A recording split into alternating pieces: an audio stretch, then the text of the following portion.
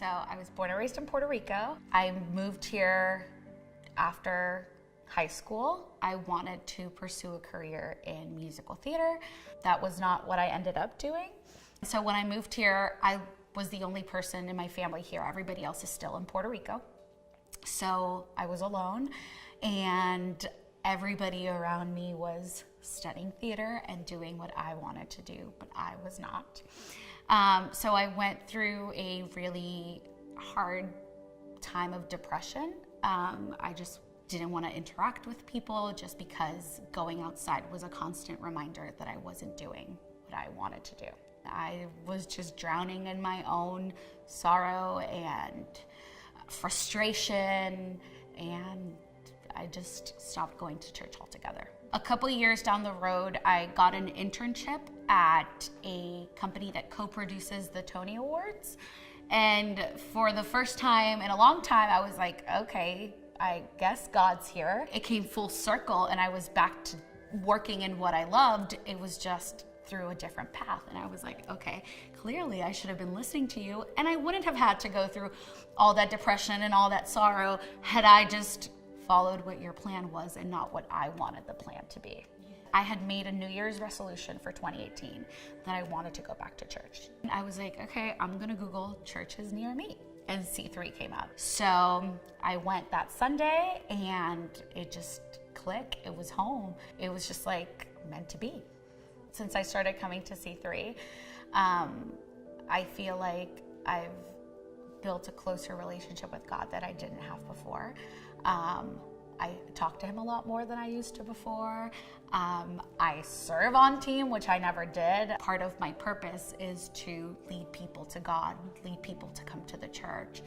And that's not something that I thought I was worthy of, or that God considered that I could do that. And then all of a sudden, here I am. Even through the years that I wasn't going to church, he was clearly still working his plan out in my life, even though I didn't see it that way.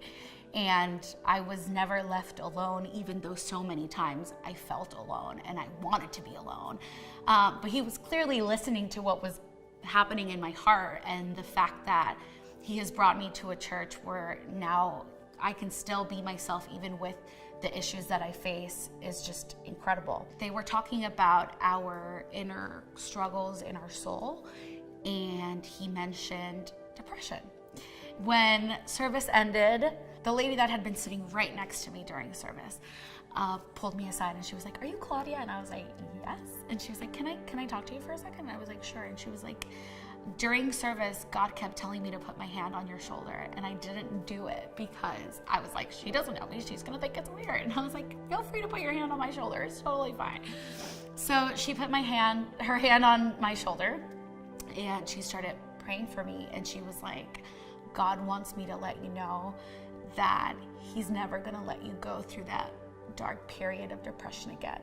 And she was like, "And I'm getting this image that he's carrying you over an ocean, and he wants you to know that you're never gonna sink again." And I was like, oh my God, this entire service, I was completely ignoring the message that was being given up on the stage, because I was having these inner conversations about, I still have to suffer through this, and it's not because I want to, it's because I just have no control over it. And then this person who has no idea what I've been through, doesn't know me, this is the first time we've ever interacted, comes to me to tell me these things. And it was just amazing to know that God was listening, even though I wasn't listening to him. And he still found a way to come and talk to me and let me know that I'm not alone through it, that he's still with me. And I just felt so blessed and thankful that he found a way to still talk to me even when I didn't want to listen. I don't want to live my entire life taking medication for depression. And so clearly God is listening to me and is working in me to make sure that I can be free from it. His love is just so big that I feel loved even when I'm going through depression. I don't feel like he's not there. He's always been there with me.